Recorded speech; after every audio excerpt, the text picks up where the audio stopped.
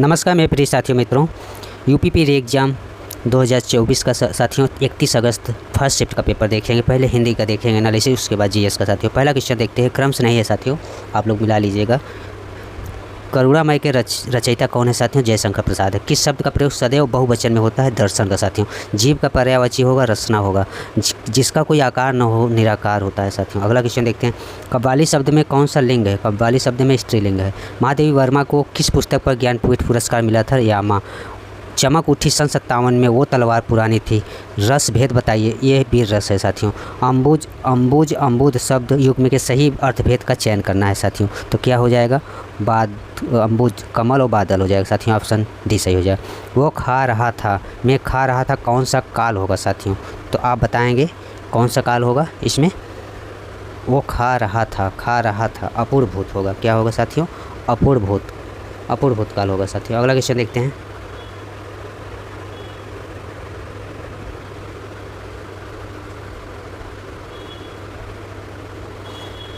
गंगा तट पर कुछ लोग भजन कर रहे थे। रेखांकित शब्द में कौन सा समास होगा? तत्पुरुष समास होगा। कौन सा समास? तत्पुरुष। जात शब्द का बहुवचन है? जातियां है। Option C is right answer. शाश्वत का विलोम शब्द होगा? नश्वर होगा। इंदिरा शब्द युग्म का सही विकल्प आपको बताना। लक्ष्मी और इंद्राणी हो जाएगा। बोलते समय मुख के कितने उच्चारण स्थानों का प्रयोग किया जाता है? 5। Option B correct answer. अगला क्वेश्चन देखते हैं साथियों, निम्नलिखित में से वाक्य के शुद्ध का चयन करना है आपको। कौन सा सही है? उनका एक पुत्र है। ऑप्शन सी सही है। काव्य की शोभा बढ़ाने वाले धर्मों को अलंकार कहते हैं। इस उक्ति में धर्म शब्द का अर्थ क्या होगा आपको बताना? गुण होगा। साथियों ऑप्शन बी। मतैक में कौन सी संधि है? वृद्धि संधि। Option A.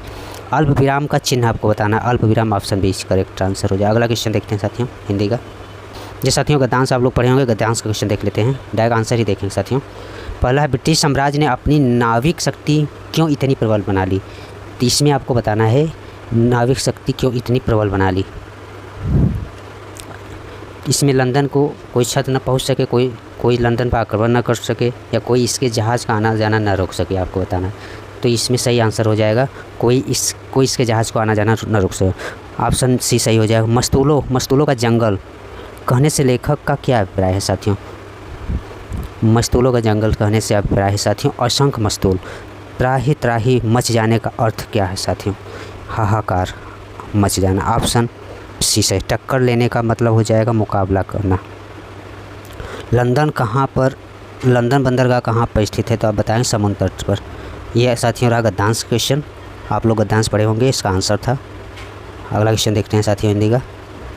यहाँ से फिर बाल का स्त्रीलिंग क्या हो जाएगा?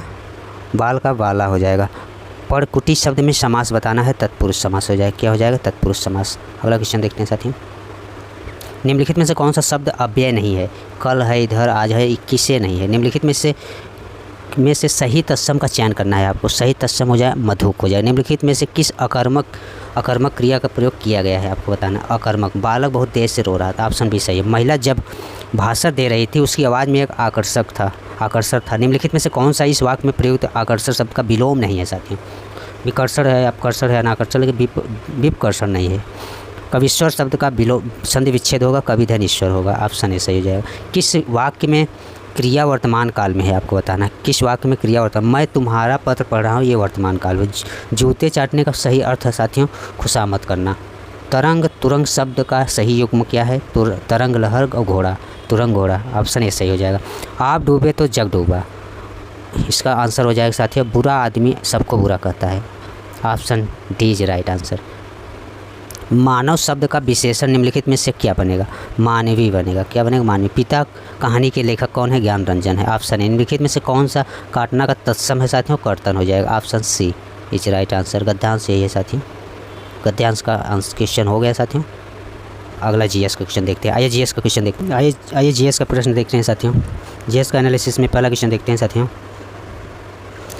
निम्नलिखित में से किसने सप्तांग राजनीतिक तर्क संगतता का सिद्धांत प्रतिपादित किया? कौटिल्य थे साथियों। उत्तर प्रदेश के उच्च सदन को क्या कहा जाता है?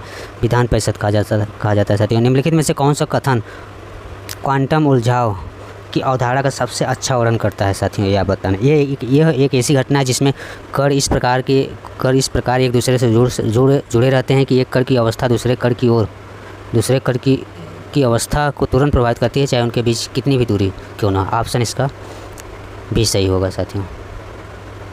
अगला क्वेश्चन देखते हैं। भारत में वैट किस वर्ष लागू हुआ था? 2005। निम्नलिखित में कौन सी भाषा भारतीय संविधान 8वीं सूची में नहीं है? अंग्रेजी नहीं है, वो सब है। भारतीय संविधान के आर्टिकल 340 किससे संबंधित? तो साथियों क्या बताएंगे? पिछड़े वर्ग आयोग से संबंधित। भारत में रेड कॉरिडोर लाल गलियारा क्या है? इसका सही आंसर नक्सली माओवादी उग्रवाद से प्रभावित क्षेत्र। साथियों अगला क्वेश्चन देखते हैं। नागालैंड की राजधानी पूछा है तो क्या बताएंगे? कोहिमा हो जाएगा। नागालैंड की राजधानी क्या हो जाएगा साथियों? कोहिमा। अगला क्वेश्चन, 2021 में COP26 जलवायु सम्मेलन की मेजबानी किस देश ने की? यूके ने की। त्रैमासिक समाचार पत्र साइबर प्रवाह किस मंत्रालय के द्वारा शुरू की गई पहल है? साथियों ये गृह मंत्रालय की पहल है। में ऑनलाइन उत्पीड़न शामिल है जहां उपयोगकर्ता को ढेर सारे ऑनलाइन संदेशों ईमेल का सामना करना पड़ता है। क्या हो जाएगा इसका सही आंसर साथियों? ऑप्शन सी सही है, साइबर स्टॉकिंग्स हो जाएगा। और व्यक्ति की स्वतंत्रता की रक्षा के प्रयासों के लिए 2021 में किसे नोबेल शांति पुरस्कार दिया गया था? मारिया रेसा दिमित्री मुराटोव को दिया गया था। अगला क्वेश्चन देखते हैं।